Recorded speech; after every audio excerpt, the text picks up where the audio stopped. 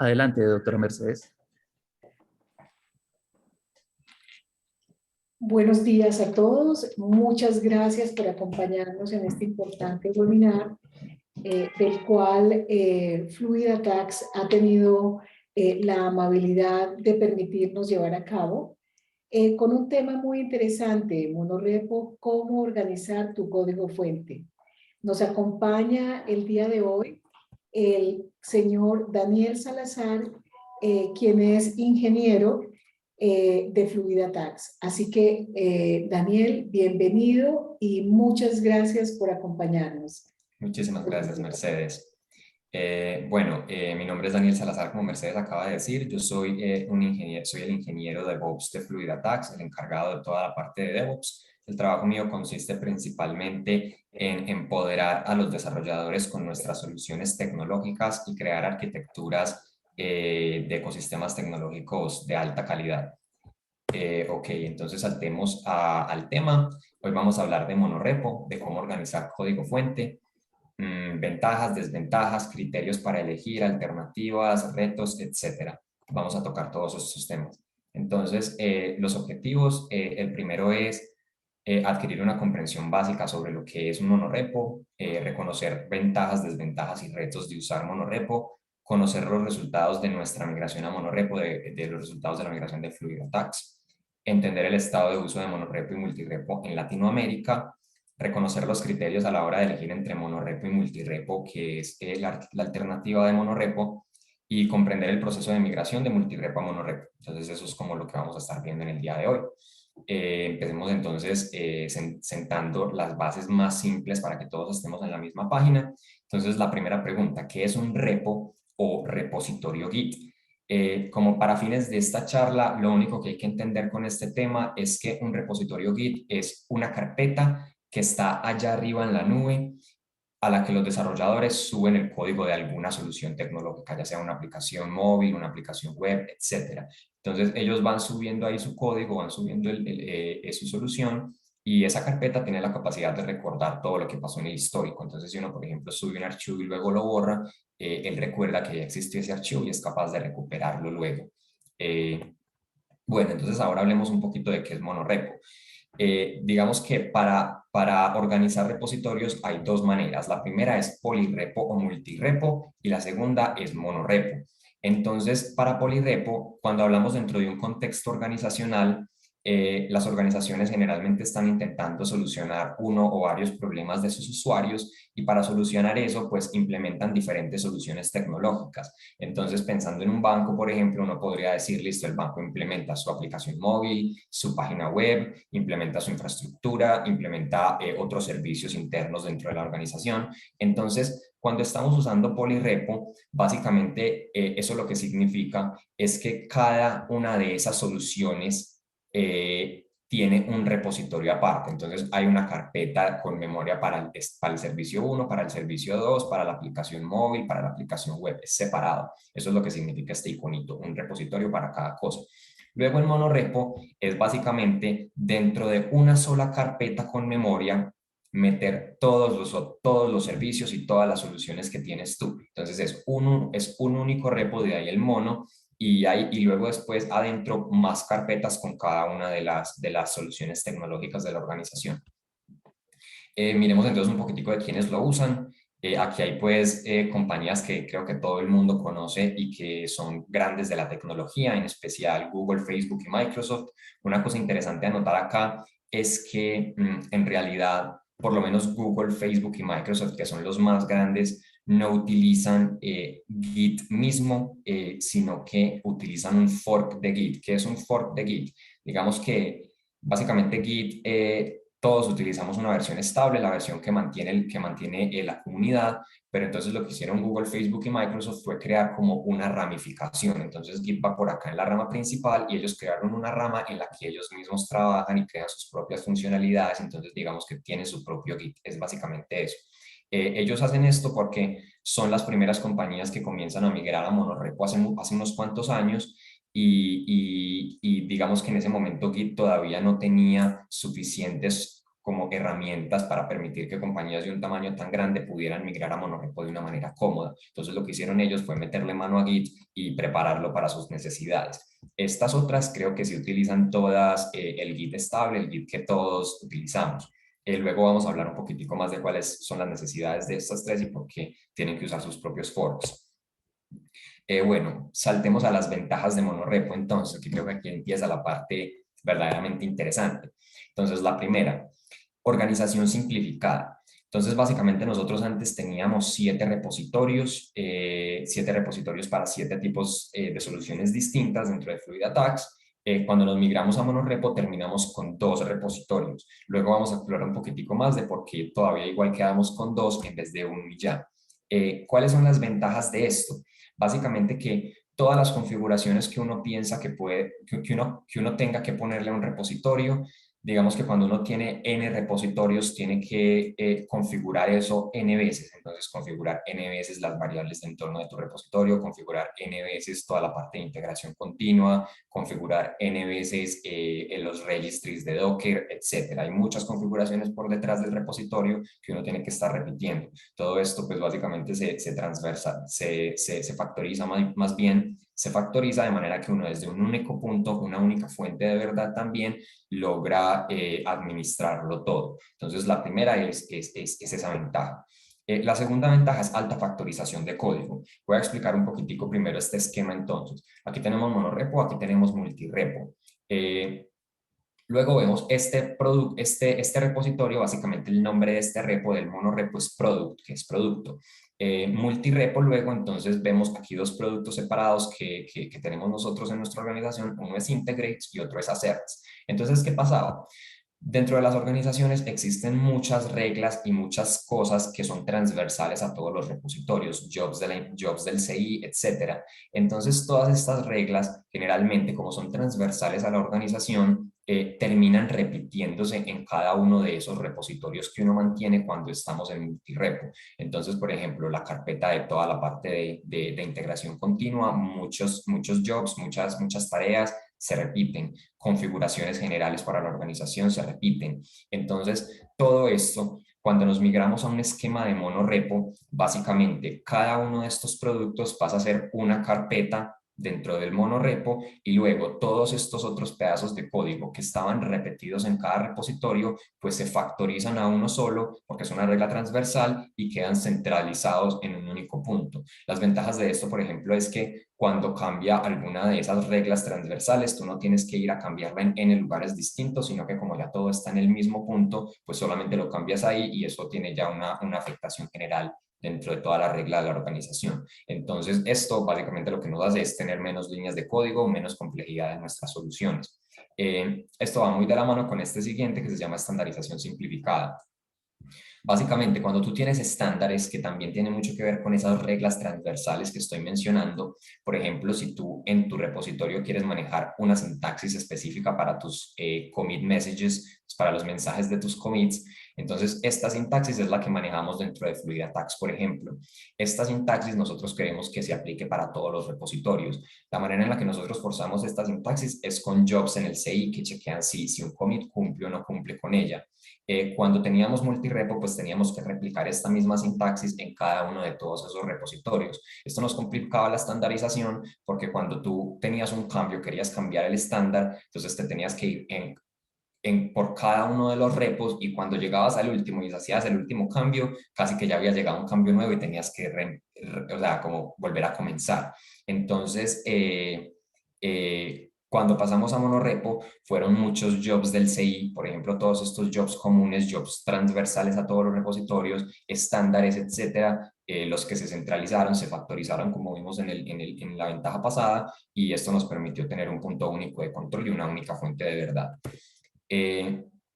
Hablemos un poquitico de simplificación de interdependencias. Entonces, cuando nosotros estamos en un contexto organizacional, hay muchas soluciones, como dije ahorita, una página web, una página móvil, la infraestructura, unos microservicios, etcétera, una API, etcétera.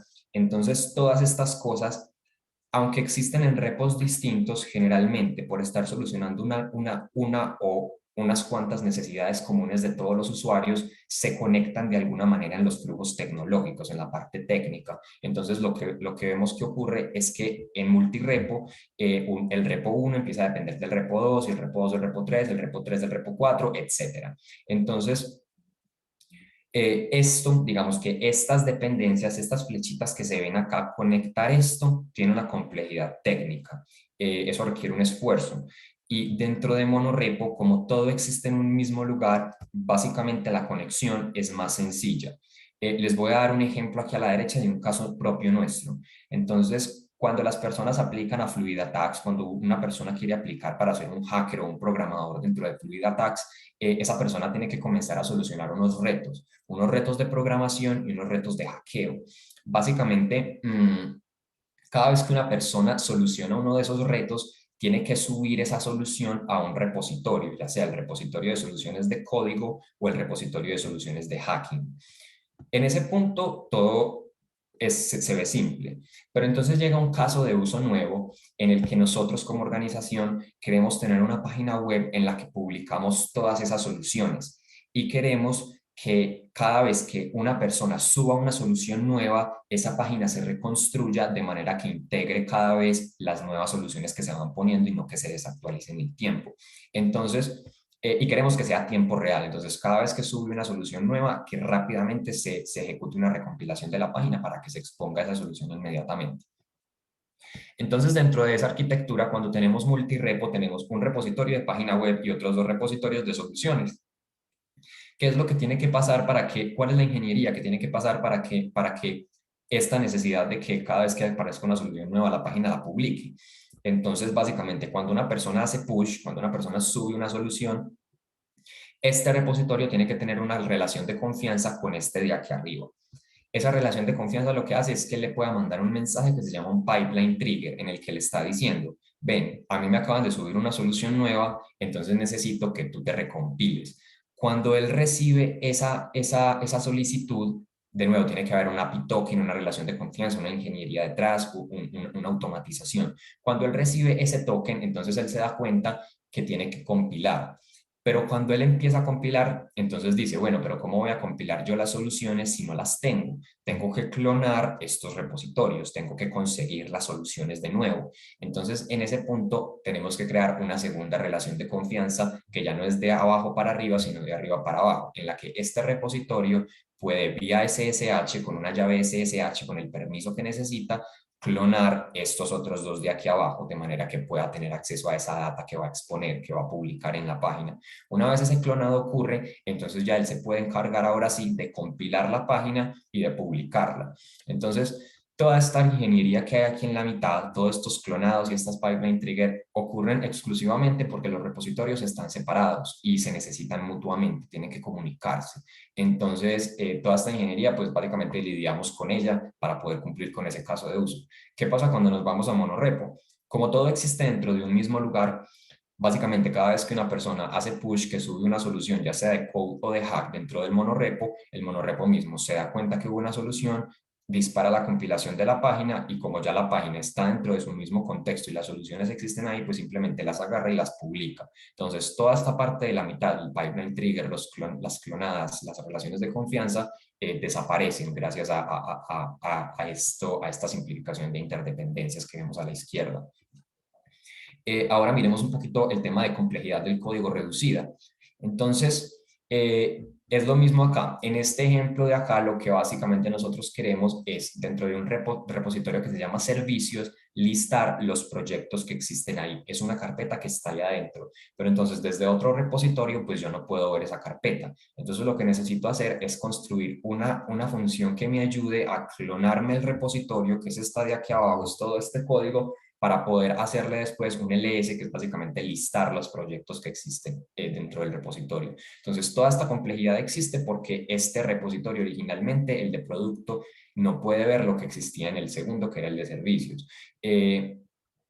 Cuando uno se migra a monorepo, básicamente como ya servicios existen en el mismo contexto, pues simplemente uno le apunta a servicios, grupos y ya ahí tiene los mismos grupos. Entonces lo que eran todas estas líneas de código, pues pasan a ser esta única. Luego vamos a ver, no siempre es posible migrar todo a monorepo, hay ciertas condiciones que se lo impiden a uno. Aquí esta es una de estas, nosotros seguimos manteniendo este repositorio de servicios separado y es principalmente por un tema de visibilidad.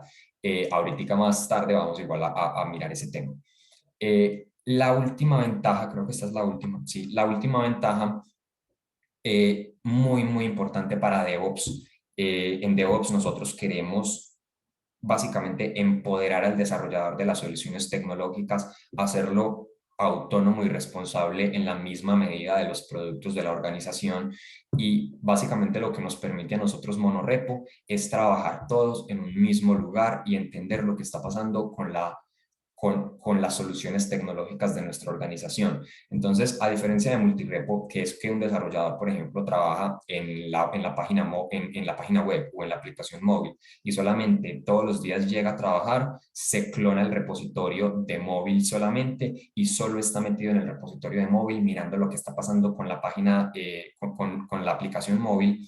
En vez de eso, lo que empieza a ocurrir es que como todos trabajamos en un mismo repositorio, por ejemplo, todas las historias de usuario, todos los tickets, todo ocurre en un mismo contexto. Entonces, cuando tú entras, puedes ver qué es lo que está pasando con el producto Schemes y con el producto Asserts y con el producto Integrates. Todos estos son productos internos nuestros y básicamente pues todo se taguea de manera que si tú igual solo quieres ver los issues de móvil porque tú trabajas en móvil, pues pones un filtro para que todos solamente te muestren los que tienen la label de móvil. Y eso es todo. Pero igual te da una visibilidad general de lo que está pasando con la arquitectura de la organización. Lo mismo pasa con los merge requests, que son tiquetes de salida a producción. Básicamente, tú cuando entras al repo empiezas a ver, ve, Anderson Taguada está intentando salir con el producto Melts, arreglando algunas pruebas, y Daniel Mursa con el producto Observe se está agregando un nuevo streamer de GitLab, y estos son los issues a los que está conectado esto. Entonces ya después puedo venir y abrir el issue del producto relevante para este cambio y ver qué es lo que está pasando en realidad en general con la organización. El otro tema es la centralización de conocimiento. Cuando nosotros manejamos wikis dentro de los repositorios y documentación, eso se empieza a segregar cuando estamos en multirepo y, por ejemplo, los desarrolladores de la página web nunca miran nada de conocimiento del móvil. En monorepo, como es una sola wiki para todos, simplemente tagueamos el tipo de conocimiento como pasa en los issues y se puede leer todos como un libro centralizado de conocimiento para todos. Entonces, esto es vital para DevOps y es pues una de las ventajas más grandes de implementar monorepo cuando uno está trabajando con esta cultura y filosofía. Eh, Hablemos ahora entonces un poquitico de las desventajas del monorepo, porque como todo obviamente también existen desventajas. Entonces la primera desventaja es sencilla y uno se la esperaría. Si tú coges todos los productos de tu organización y los metes en un mismo repo, pues el repo va a pesar mucho. Aquí podemos ver cómo clonando, creo que esto fue con un internet de 20 megas, clonando el repositorio de producto, que ya es el repositorio monorepo nuestro, se demoró 2 minutos y 41 segundos clonando, y cuando le hacemos un chequeo de cuánto pesa, nos damos cuenta de que pesa 1,3 gigas. Para esto hay, digamos que sí, hay alternativas y maneras de evitar ese problema. Una muy importante se llama el shallow clone de Git, que básicamente es clonarse solamente el último o los últimos n commits de tu repositorio. Esto es muy útil porque disminuye considerablemente el peso del repo y lo que hace es básicamente que te permite a ti clonarte apenas eso n cuando estás, por ejemplo, en pipelines. Entonces, si tú te quieres clonar solo los últimos 3 commits y estás corriendo pipelines de integración continua donde quieres que todo sea muy rápido, que el clonado no se demore 2 minutos, entonces tú le dices, clónate solamente los 3 últimos commits y cada vez que la pipeline corre y los jobs corren, pues hacen exactamente eso y es una manera de mitigar el problema del peso. Aparte de eso, también existen herramientas allá afuera que te permiten a ti borrar lo que se llaman blobs pesados, que es básicamente, imaginemos que en algún punto una persona subió un video de 300 megabytes al repositorio. Eso no importa que uno lo borre porque él igual queda en el histórico y va a recordar ese video.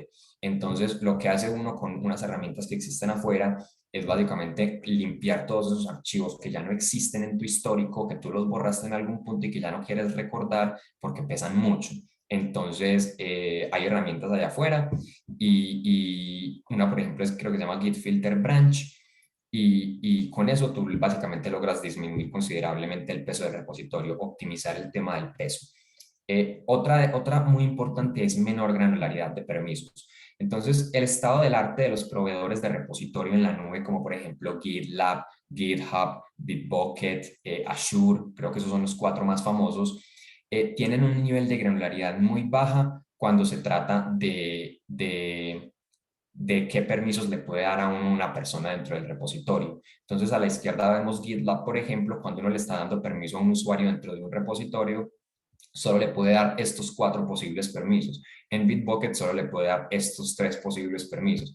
Entonces, no es como que uno pueda decir, desarrollador 1 va a tener solo acceso a producto 1 y producto 2 dentro del monorepo, sino que cuando tú dices desarrollador 1 es role developer para todos los productos del monorepo. Entonces, digamos que cuando tú quieres dar autorización a ese nivel de producto con granularidad de producto, no te lo permite. Aparte de eso, otra cosa muy importante acá es la visibilidad del repositorio. Entonces, si tú, por ejemplo, si eres open source, si tienes un repositorio público que todo el mundo lo pueda leer en la comunidad general, tú no puedes hacer que ciertas carpetas del repositorio sean visibles para la comunidad y ciertas otras carpetas no lo sean, que sean solamente visibles para los miembros de tu equipo, sino que tú solo puedes decidir o que todo sea visible o que nada sea visible. Esa es la razón por la que nosotros hoy tenemos 2 repositorios. Tenemos un repositorio de producto, que es donde hacemos toda la parte de desarrollo de software. Ese repositorio es público, y tenemos un repositorio de servicios, que es toda la parte de servicios a nuestros clientes, de servicios de hackeo a nuestros clientes, y pues como esta información sí debe ser privada, entonces tuvimos que hacer la separación, porque no hay manera de proteger una y exponer la otra. Entonces, esto es muy importante también tenerlo en cuenta, el estado del arte de los proveedores y cómo no dan mucha granularidad en este tema. Hablemos un poquitico de retos entonces. El primer reto grande de monorepo, integraciones inteligentes. Entonces uno puede pensar, listo, suena bien el monorepo, tiene sentido, pero ¿qué pasa, por ejemplo, cuando yo con un producto, con digamos la página web, si meto la página web y la aplicación móvil dentro del mismo repositorio, cuando yo vaya a salir con una nueva versión de mi página web a producción, ¿cómo hago yo para que la pipeline, toda esta parte de integración continua, no construya todo siempre, tanto móvil, tanto todo, o sea, que no construya todos tus productos siempre? Para eso, uno tiene que buscar alguna aproximación de integraciones inteligentes en las que la pipeline se dé cuenta qué producto cambió y que construya solo ese pedazo relevante, ese producto que cambió. Entonces, ¿cómo se hace eso? Básicamente es creando una meta pipeline, o sea, una pipeline orquestadora de todas las otras pipelines pequeñitas de los productos. Eso es lo que vemos aquí arriba. Básicamente esta es la meta pipeline y está incluyendo la pipeline de cada uno de los productos, siendo los productos airs, asserts, forces, integrates, melts, etc. Luego, ¿cómo hacemos nosotros entonces para que la pipeline sepa qué producto es el que debería integrar? Con el mensaje del commit. Entonces, el mensaje del commit siempre comienza con el nombre del producto. Entonces, cuando una pipeline ve que comienza con observes, entonces ella viene y ejecuta esto. Unos jobs que tienen de prefijo common, que es básicamente todos esos jobs factorizables de los que hablamos ahorita, todas estas tareas transversales a la organización, y luego algunos jobs específicos de observes, que es del producto que estamos tocando. Lo mismo pasa en el ejemplo de abajo, los mismos jobs comunes, pero también ya unos jobs de airs. Entonces, de esta manera, con esa meta pipeline, logramos mantener unos tiempos optimizados de integración continua y solamente integrando el producto que nos concierne dentro de una salida a producción. Condiciones de carrera. Entonces, esto es otro problema que, aunque este problema también existe en multirepo, gana precedencia en monorepo porque es más, porque pasa más. Entonces lo voy a explicar un poco. Principalmente con la infraestructura tiene un estado, tu servidor está allá arriba en la nube prendido, si estás trabajando en nube obviamente, y él tiene una configuración, por ejemplo, de DNS o de grupos de seguridad, lo que sea. Entonces, esas configuraciones que él tiene en ese momento, si por ejemplo 3 o 4 personas le hacen cambios a la misma vez, tú no sabes en realidad cómo queda, no sabes si primero, si el último cambio fue de la persona 1, de la persona 2, de la persona 3, es muy difícil saber cuando mucha gente está escribiendo a esa misma infraestructura cómo va a quedar el estado final. Entonces, para solucionar esto, se utilizan semáforos. Básicamente un semáforo es que cuando tú vas a tocar un pedazo de infraestructura dices, pongo en rojo este semáforo, nadie más lo cambie porque yo ya tomé el turno y lo estoy cambiando yo. Y con eso, entonces, esto se mitiga. Casi todas las soluciones modernas de infraestructura permiten de manejar las condiciones de carrera de alguna forma. ¿Por qué esto es una desventaja de monorepo entonces? Porque como en monorepo todo el mundo está trabajando en el mismo lugar, las salidas a producción son mucho más seguidas. Entonces, si tú antes tenías N repos y con esos repos salías, no sé, una vez a producción por día en cada uno, luego en un solo repo vas a salir pues N veces a producción. Entonces, mientras tú más salidas a producción tengas, mientras más veces salgas y más veces escribas la infra, pues más probabilidades hay de que ocurra esa condición en la que hay mucha gente escribiendo ese mismo recurso. Entonces, este problema se acentúa acá, es en monorepo. En multirepo sigue pudiendo pasar, pero es mucho menos probable. Entonces, lo que se hace acá es simplemente utilizar los semáforos que provea tu proveedor de infraestructura. Generalmente, por ejemplo, aquí vemos, esto se llama Terraform, es como el framework de infraestructura como código que utilizamos nosotros. Ellos manejan algo que se llaman los bloqueados de estado, los logs de Terraform. Entonces, con eso uno básicamente puede lidiar con este problema. Siendo esos los retos, entonces vamos a hablar un poquito de los resultados. El primer resultado es, está medido en salidas a producción. Digamos que esta es la métrica más importante cuando estamos hablando de DevOps. Uno quiere saber cuánto sale a producción al día. Y aquí vemos, en nuestro caso, nosotros ya teníamos unas pipelines como bastante o sea, suficientemente maduras en cada repositorio y nunca nuestros procesos son un limitante para que el desarrollador llegue a producción. Entonces, como digamos que ese camino, esa autopista hasta producción para el desarrollador ya estaba pavimentada, ya estaba todo listo, las salidas a producción hoy en día para nosotros son el cuello de botella es el número de desarrolladores que tenemos. Entonces, si uno agrega más desarrolladores, pues sale más a producción. Por eso es que entre monorepo y multirepo no hay una diferencia acá. No tiene un efecto. El único cuello de botella es el número de desarrolladores que tenga el equipo. En número de repos mantenidos, entonces cuántos repositorios tenemos que mantener con todas las configuraciones intrínsecas que eso tiene y todas las conexiones entre ellos, pues pasamos de 8 repositorios a 2, por lo que les conté que tenemos uno de producto público y uno de servicios privado. Líneas de código, por ese tema de la factorización que habíamos hablado ahora más temprano, básicamente botamos 10.000 líneas de código, solamente de complejidad de estar conectando repositorios y repitiendo los mismos estándares y los mismos jobs comunes. Entonces, cuando todo esto se factorizó, salimos de 10.000 líneas de código, eso es menos complejidad básicamente. ¿Cómo estamos en Latinoamérica con el tema de monorepo entonces? Basados en los servicios de hackeo continuo que ofrecemos nosotros a nuestros clientes, en el que tenemos acceso de lectura a sus repositorios de código fuente, hicimos estos análisis y las organizaciones que incluimos son de Perú, Chile, Colombia, Panamá, República Dominicana y México. Esta data excluye organizaciones fuera de Latinoamérica, entonces solamente nos quedamos en Latinoamérica. Sacamos de aquí a 2 outliers que tenían más de 600 repositorios para que no nos afectaran las estadísticas generales, que tuviera sentido la data que estábamos leyendo. La mitad de las empresas tienen más de 5 repositorios y la otra mitad menos de 5. Entonces digamos que ahí está pues como el punto de corte.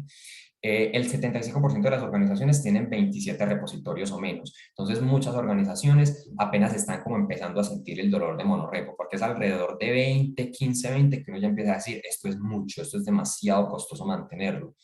El 25% de las organizaciones tienen 2 repos o menos. Entonces, son muy poquitas organizaciones las que utilizan monorepo. Creemos nosotros que principalmente porque monorepo y multirepo todavía no son un tema como que preocupe mucho a las organizaciones, es algo que pasa como natural, desprevenido. Promedio de 10 repositorios por organización, entonces más o menos ese es el promedio que tiene una organización de repositorios, casi ninguna es monorepo, y es posible, esa es la lectura nuestra, que la mayoría de organizaciones apenas estén empezando a experimentar las desventajas del multirepo. Entonces lo que pasa es que por la manera en la que hemos implementado nosotros software desde siempre y por la manera que siempre hemos manejado los repositorios, multirepo es como el de facto, como tú para cada solución se te ocurre crear un repo y tiene todo el sentido y nadie se lo cuestiona nunca. Entonces, en general, las empresas empiezan un repo, 2 repos, 3 repos y vamos bien, 4 repos, 5 repos, 8 repos, vamos bien. De pronto ya 10 repos empieza a doler un poquito y ya empiezan a decir, vení, esto ya como que está maluco. y así vamos subiendo hasta que ya llegamos a unos puntos en los que decimos esto hay que ya replanteárnoslo y gana ya mucha prioridad en la organización porque se vuelve demasiado costoso. Entonces, en este momento creemos que es un tema más de desconocimiento, de no considerar monorepo versus multirepo. Hablemos un poquito de líneas de código entonces. Aquí tenemos una tabla en la que básicamente tenemos abajo repositorios por organización. Aquí a la derecha tenemos a Airbnb, Facebook y Uber como ejemplo externo. Y aquí tenemos una que se llama Mura, que somos nosotros, Fluida Tax. De resto, todos los nombres se retiraron por confidencialidad. Entonces, la barra de abajo, la amarilla, es el número de repositorios que tiene cada organización. Y las líneas de arriba es líneas por repo. Entonces, ¿cuántas líneas tienes tú por el número de repos que tienes? Entonces, tu total de líneas dividido el número de repos. Básicamente son estas barras azules. Entonces, aquí hay como tres tipos de organizaciones. Uno puede identificar tres tipos. Primero están las que tienen muy poquitos repos y muy poquitas líneas. Por eso no nos vamos a preocupar casi. FluidaTax está ahí. Tenemos otras que tienen muy poquito código por cada repo, pero muchísimos repos. Entonces son organizaciones que pueden tener 200 repos, pero solamente 100.000 líneas de código por repo. Entonces es un código fuente, una solución organizacional muy dispersa entre muchísimos repositorios. Y tenemos otras organizaciones, Facebook siendo un ejemplo de muchísimo código fuente, tienen mucho código en el que tienen apenas un repo y tienen muchísimo código fuente. Entonces, estos son, digamos, los que están muy multirepo, este es el que está muy monorepo, y esos son los que son monorepo, pero no tienen tanto código. Básicamente están esos tres. Entonces, generalmente, estas organizaciones que vemos aquí, que tienen muchísimos repositorios y muy poquito código fuente por repositorio, llegan a ese punto porque utilizan una arquitectura de microservicios. Entonces, no es que la arquitectura de servicios sea mala per se, de hecho es una arquitectura excelente. Es probablemente una de las mejores cosas que hemos hecho en los últimos años con el tema de arquitectura. Pero, ¿qué pasa? Que las empresas, cuando comienzan a migrar a esta arquitectura, tienen la idea de crearle un repositorio a cada microservicio de la solución. Y es eso lo que genera este efecto de muchísima dispersión del código. Esto es lo que nosotros sí consideramos que es una práctica que es bastante nociva para la organización porque no genera sino overhead, no genera sino carga innecesaria. Ahorita vamos a ver que es posible perfectamente implementar microservicios sin necesidad de tener tantísimos repositorios. Las organizaciones tienen ese código muy segmentado, generalmente es menos de 100.000 líneas de código por repositorio, entonces más o menos ese es el estado. Hay organizaciones que se meten en este problema por irse a microservicios desde esa perspectiva y en general las otras no se preocupan por el tema porque pueden tener 5, 6, 7, 8 repos, pero eso no es muy doloroso mantenerlo. Listo, entonces hablemos un poquitico de deberíamos o no deberíamos usar monorepo, cuáles son los criterios. Entonces veamos un poquitico primero aquí los criterios. Básicamente el 1 acá se pega con el 1 acá, el 2 con el 2, entonces los voy a ir recorriendo de esa manera. Aquí tenemos monorepo y aquí multirepo. Entonces, si yo tengo varios productos que deseo integrar, ya sea hoy o en el futuro, monorepo es mejor. Si tengo muchos productos, pero es improbable que se integren, entonces multirepo está bien. Tengo altas cantidades de código repetido entre repositorios, entonces es el tema de la factorización. Si tengo mucho código repetido, monorepo es muy bueno. Si la repetición de código entre repositorios es baja, entonces multirepo está bien. Tengo problemas de estandarización en mis repositorios, o sea, el tema muy difícil de mantener el estándar entre todos los repos porque se desactualizan mucho, o tengo pocos problemas de estandarización porque en general no hay estándar, entonces dependiendo de tu caso, pues escogerás. Existen muchos repositorios y es complicado administrarlos todos, o mantengo pocos repositorios. Poseo menos de 5 gigas de código fuente o poseo más de 5 gigas de código fuente. Ese puede ser como el que te rompa a ti y te haga separar de alguna manera e irte a multirepo. No necesito un control de acceso basado en repositorios para mis desarrolladores, entonces el mismo tema, que mi repositorio puede ser completamente público o completamente privado y no tengo que darle acceso según la carpeta a los desarrolladores, sino que les puedo dar acceso a todos y ya. Entonces ahí está bien monorepo o en multirepo o en multirepo es porque necesito un control de acceso basado en repositorios para mis desarrolladores. Desde nuestro punto de vista, ¿cuál es nuestro consejo? ¿Con cuál comenzar si voy a empezar desde cero? Definitivamente es mejor comenzar con monorepo, separar solo cuando sea estrictamente necesario. ¿Cuándo es eso? Cuando haya una necesidad especial de la organización que monorepo no permita solucionar. cuando tenga que hacer un control de acceso basado en múltiples repositorios o cuando tenga más de 5 gigas de código fuente, que ese sea el criterio de separación. Y tener en cuenta que es posible implementar microservicios en monorepo. ¿Cómo se hace eso? Básicamente es lo mismo a lo que hablamos ahorita de juntar los productos.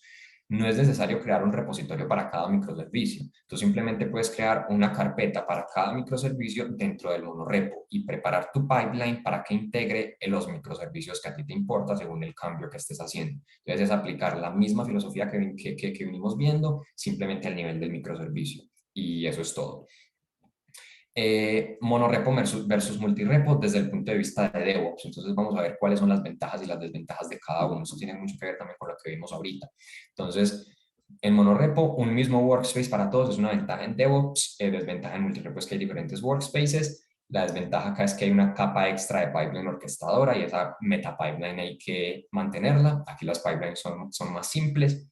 Aquí las interdependencias son más simples. Aquí son más complejas. Aquí los jobs del CI, aquí los repos se vuelven muy pesados y afectan al CI, aquí los repos suelen ser livianos, entonces las integraciones son más rápidas, aquí hay un build system centralizado, entonces toda la pipeline está en un mismo lugar, aquí es un build system por repositorio, entonces están dispersos, propenso a condiciones de carrera debido a muchas salidas a producción, menos salidas a producción, menos condiciones de carrera. Secretos y roles centralizados, entonces todo el tema de autorización y de secretos pues están en un solo punto, todas sus variables de entorno están en una misma parte. En cambio acá pues todo está disperso. Menor granularidad de permisos es un problema en monorepo y aquí mayor granularidad de permisos. ¿Cómo migrar a monorepo? Entonces, aquí hay dos cosas. A la izquierda vemos algunos comandos. En realidad no me voy a enfocar en esto, no lo veo muy relevante. Básicamente, de lo que estoy hablando yo aquí a la izquierda es de que hay una forma, existe la manera de que tú fusiones multirepos, sabiendo que ya hoy en día esos multirepo que tienes un histórico en cada uno de esos repos, es posible coger un repo y meterlo dentro de otro sin perder el histórico de ese repo que estás metiendo allá. Entonces puedes combinar las historias, no perder la historia, que es algo que es tan importante para uno, y poder empezar una migración a monorepo. Eso fue lo que hicimos nosotros, porque pues era un multirepo. Entonces aquí se ven pues un poquitico sobre los comandos y las consideraciones especiales. Estas sí quiero que las miremos. Entonces la primera es elegir el repositorio más complejo y mover los demás a él. Entonces, esta es muy importante. Tú no quieres coger el repositorio más complicado de todos y empezar a mover ese, porque el movimiento tiene una dificultad. Entonces, por lo general, lo mejor es dejar quieto el más difícil y mover todos los otros a él. El segundo es, las salidas a producción deben desactivarse para el repositorio que deseamos migrar. Esto con el propósito de no generar diferencias. Entonces, si yo tengo dos repositorios que van saliendo a producción a la misma vez, yo tengo que parar la salida a producción de los dos que voy a combinar. ¿Por qué? Porque cuando estoy moviendo el uno al otro, tengo que hacer una escritura forzada sobre la rama de máster, sobre todo el repo en general del histórico. Y si este sigue saliendo o este sigue saliendo a producción mientras yo hago ese movimiento, voy a generar diferencias, voy a dejar cambios por fuera, voy a crear conflictos. Entonces, eso es un cambio que tiene que hacerse parando las salidas a producción. El tercero, la pipeline del repositorio migrado debe ser adaptada a la arquitectura del monorepo. Entonces, antes a este lado, cuando estaban separados, yo tenía repo 1 y repo 2. En repo 2, pues funcionaba perfectamente su pipeline. Pero cuando yo me lo llevo al monorepo, cambia la arquitectura porque ya él queda dentro de una carpeta, porque ya hay una meta pipeline que se supone que lo debe orquestar. Entonces, digamos que uno tiene que hacer ahí como una conexión. Eso no es una cosa que tenga demasiada complejidad técnica en realidad, pero sí toca hacer cierto refactor que le permita a este repositorio 2 que se está metiendo dentro del repositorio 1 de ya ser capaz otra vez de ejecutar su pipeline dentro de la nueva arquitectura. Cuarto, las variables de entorno del repositorio migrado deben ser agregadas al monorepo. Entonces, como antes teníamos aquí unas variables de entorno y aquí otras, y cada uno necesita sus variables, pues cuando el repo 2 pasa a ser parte del repo 1, entonces todas las variables que estaban ahí también hay que migrarlas al repo 1 para que las pueda encontrar y utilizar al momento de correr sus tareas. Y lo último es que se recomienda hacer una refactorización general del repositorio migrado para optimizar el código en base a la nueva arquitectura. Entonces, ese es el tema de la factorización.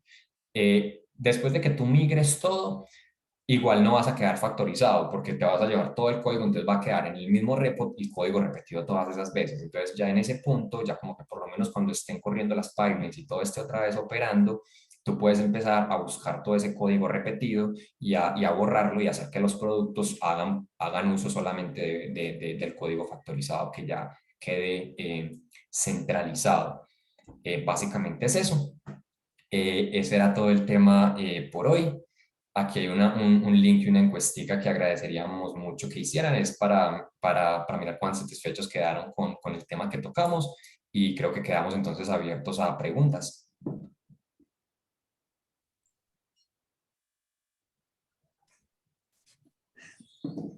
Estimado Daniel, a ver, acá tenemos una pregunta que nos comentan que en temas de seguridad, ¿cómo es el panorama de este tema en los códigos fuentes? En realidad, este tema de monorepo no tiene mucho que ver con las necesidades de seguridad. La seguridad, o sea, como que todas las necesidades que tiene una empresa respecto a seguridad informática siguen siendo las mismas y las implementaciones siguen siendo las mismas.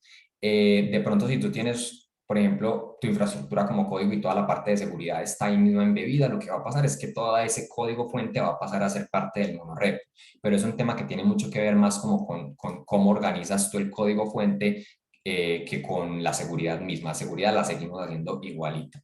Básicamente eso. Perfecto. Y Daniel, las personas me preguntan que si puedes compartir la presentación a todos los que, a los que asistieron. Además, te comento que como lo estamos grabando, entonces para ver si tú autorizas y enviarle la grabación y la presentación a los participantes. Claro que sí. Autorizo las dos cosas. Listo, Está perfecto. perfecto.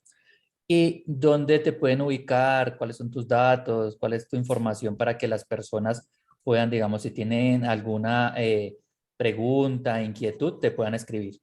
Listo, bueno, entonces lo primero es, a mí me llegan todas estas encuestas, entonces ya yo quedo con sus correos, me pueden dejar comentarios ahí de cualquier duda que tengan, de cualquier contacto que quieran tener conmigo. Por este canal de la encuesta podemos generar comunicación. Aparte de eso, entonces también está el correo organizacional mío, ya se los voy a poner otra vez acá, que es este, de salazar@fluidatax.com. Entonces, por ahí también me pueden contactar. Abajo también está en LinkedIn. Entonces, por cualquier canal que prefieran.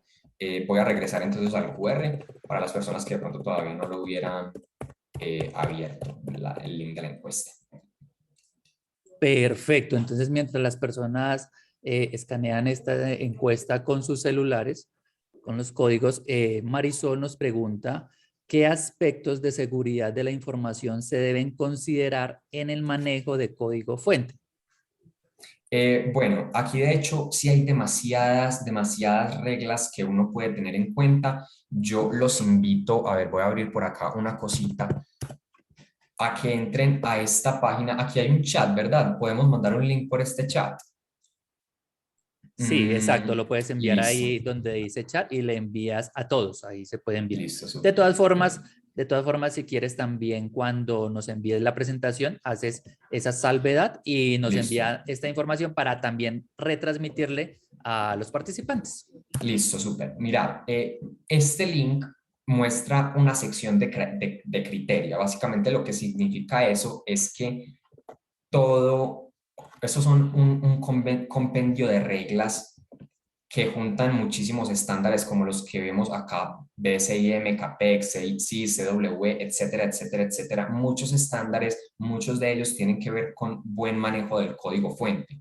Entonces, cosas como no quemar secretos en código fuente, como no dejar excepciones, como no dejar funciones sin excepciones, como no dejar ifs sin elses. Hay muchísimas buenas prácticas, como siempre hacer un filtrado de todos los inputs dentro de tu aplicación para evitar inyecciones SQL, inyecciones XSS. Entonces hay demasiadas buenas prácticas que uno debe seguir dentro de su código fuente para poder ser seguro, y en esa sección de criteria se puede encontrar muchísima información al respecto. No, perfecto, Daniel. Entonces, ya también aquí nos preguntan lo de la grabación. Sí, la grabación con la autorización ya de Daniel se la vamos a hacer llegar a sus correos inscritos en el transcurso del día. Yo creo que por ahí a la jornada de la tarde le enviamos la grabación y la presentación y toda la información que necesiten a través de Daniel. Él nos comenta que a través de este código allí pueden ver y con lo que nos dio anteriormente su correo, pueden escribirle a él a su correo. Entonces, muchas gracias Daniel, a ti y a todos los participantes por estar aquí en este webinar y les deseo un excelente día. Muchísimas gracias a todos, que estén muy bien.